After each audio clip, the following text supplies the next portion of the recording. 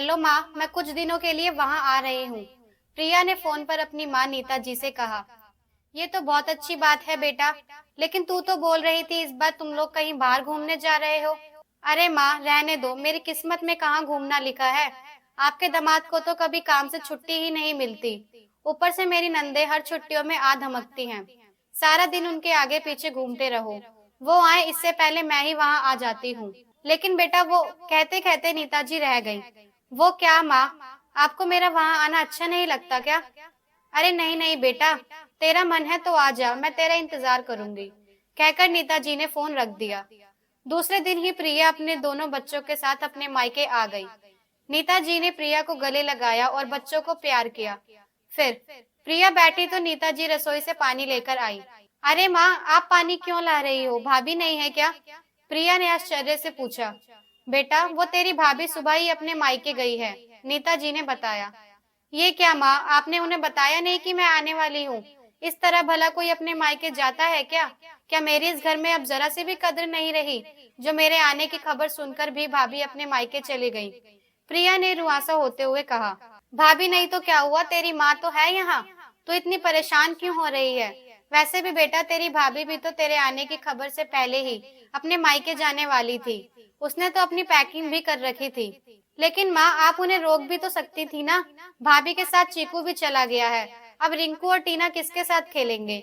और यहाँ आकर भी थोड़ा आराम नहीं मिलेगा तो क्या फायदा यहाँ आने का? प्रिया झुंझलाते हुए बोली।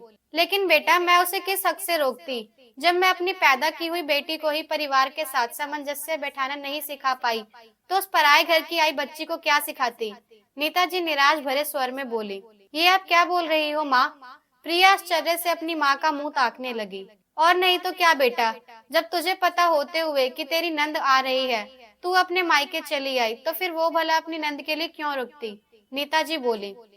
प्रिया की गर्दन शर्म से नीचे झुक गई। वो कुछ बोल नहीं पा रही थी, लेकिन मन ही मन अपने किए पर बहुत लज्जित थी। अगले दिन सुबह उठते ही प्रिया के फोन की घंटी बजी। दीदी, आपने बताया क्यों नहीं कि आज आप आने वाली हैं? मम्मी जी ने भी मुझे कुछ नहीं बताया, नहीं तो मैं कल यहाँ नहीं आती। वो तो आपके भैया ने फोन पर बताया कि प्रिया दीदी आई है। मैं कल ही मम्मी को बोलकर वापस आ जाती हूँ, प्रिया की भाभी कनक ने कहा। नहीं नहीं भाभी, कोई बात नहीं, वो तो मेरा ही अचानक से आने का प्रोग्राम बन गया। अब आप गई हैं तो आराम से कुछ दिन अपने मायके में बिताइए। वैसे भी मैं तो कल वापस जा रही हूँ, क्योंकि मेरी नंदे भी आने वाली हैं। आपके साथ रहने के लिए मैं फिर कभी आ जाऊंगी, प्रिया बोली। पास खड़ी नीता जी उसकी सारी बात सुनकर मुस्कुरा रही थी। देर से ही सही, लेकिन उनकी बेटी को अपनी गलती का एहसास तो हुआ।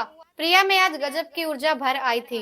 उसने फटाफट माँ के साथ मिलकर घर के काम निपटाए और फिर मार्केट जाकर अपने नंदों और उसके बच्चों के लिए कुछ उपहार लेकर आई।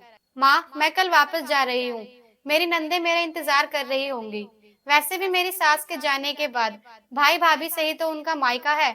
पहले तो हक जताकर मुझसे बिना पूछे बताए ही मेरी नंदे आ जाती थी, लेकिन अब तो मेरे बिना उनका मायका भी सूना है। हाँ बेटा, जरूर जा। बस एक बात हमेशा याद रखना मेरी बच्ची, कि जिन रिश्तों के बंधन को हम तोड़ना चाहते हैं, उसी बंधन में हम खुद भी बंधे होते हैं। हर औरत कभी ननंद होती है तो कभी भाभी, कभी बहू होती है तो कभी वो सास भी बनती है।